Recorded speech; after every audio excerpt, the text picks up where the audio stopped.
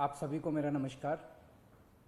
पिछले कुछ दिनों से हम देख रहे हैं कि जैसे जैसे देश भर में कोरोना के केसेस बढ़ रहे हैं, देश के कोने कोने में, हर राज्य में ऑक्सीजन की डिमांड बढ़ रही है, दवाइयों की डिमांड बढ़ रही है, वैक्सीन की डिमांड बढ़ रही है और जगह जगह इनकी कमी महसूस हो रही है। पिछले कुछ दिनों से दिल्ली में भी ऑक्सीजन की काफ़ी ज़्यादा अफरा तफरी मची हुई है। कभी इस हॉस्पिटल में ऑक्सीजन की कमी हो गई, कभी उस हॉस्पिटल में ऑक्सीजन की कमी हो गई, इस हॉस्पिटल में 2 घंटे की ऑक्सीजन बच गई। मैंने खुद रात रात भर अस्पतालों में ऑक्सीजन का इंतज़ाम कराने में गुजारी है कि कहीं किसी अस्पताल में ऑक्सीजन की कमी से कहीं मौत नहीं हो जानी चाहिए। केंद्र सरकार हर राज्य को ऑक्सीजन का कोटा तय करती है। देश भर में जितनी भी ऑक्सीजन बनती है, केंद्र सरकार तय करती है कि इस राज्य को इतनी ऑक्सीजन मिलेगी, इस राज्य को इतनी ऑक्सीजन मिलेगी।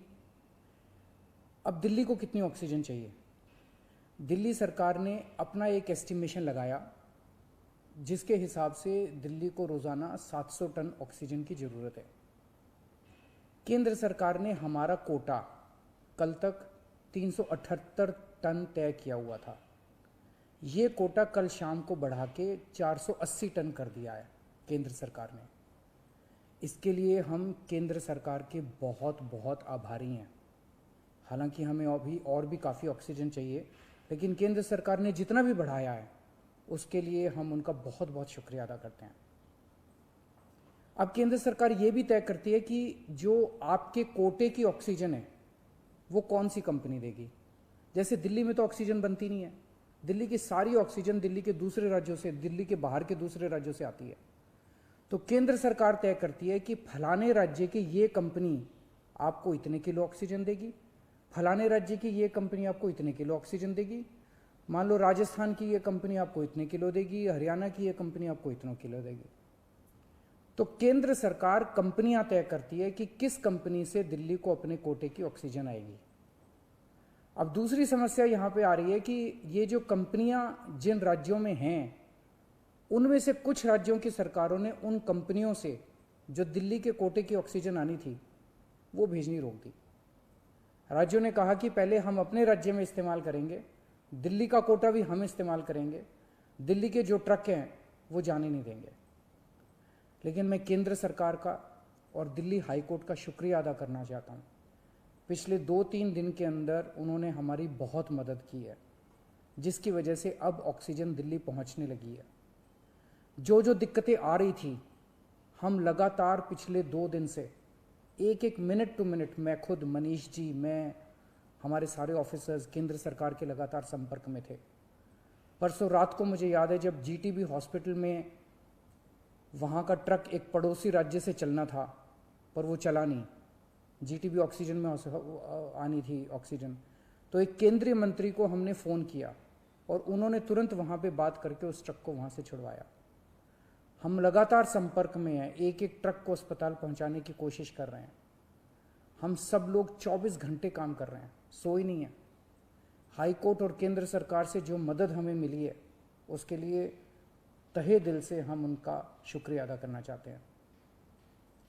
जो कोटा हमारा बढ़ाया गया है अभी ऑक्सीजन का, उसमें उड़ीसा से काफ़ी ऑक्सीजन आनी है, तो बढ़े हुए कोटे की ऑक्सीजन को भी दिल्ली पहुंचने में कुछ दिन लग जाएंगे। हम कोशिश कर रहे हैं कि अगर हो सके तो हवाई जहाज के जरिए उड़ीसा के से ऑक्सीजन लाई जा सके। जब हमने लॉकडाउन लगाया था, मैंने आपको बोला था कि ये 6 दिन का जो लॉकडाउन है, ये 6 दिन हम आराम नहीं करने वाले, हम 24 घंटे काम करेंगे। इन 6 दिनों को हम इस्तेमाल करेंगे दिल्ली के हेल्थ इंफ्रास्ट्रक्चर को और सुदृढ़ करने के लिए।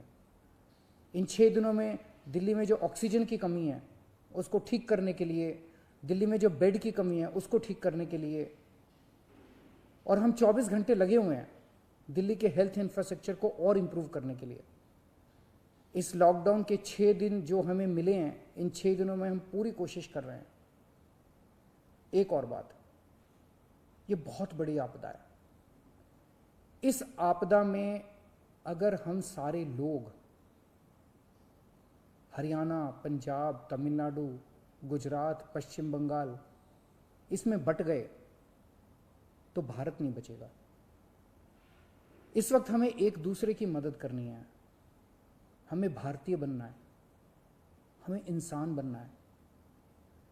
देश के लोग आज सभी न्यूज़ चैनल पे देख रहे हैं कि दिल्ली में आने वाला ट्रक किसी और राज्य ने रोक दिया, मध्य प्रदेश में जाने वाला ट्रक फलाने राज्य ने रोक दिया।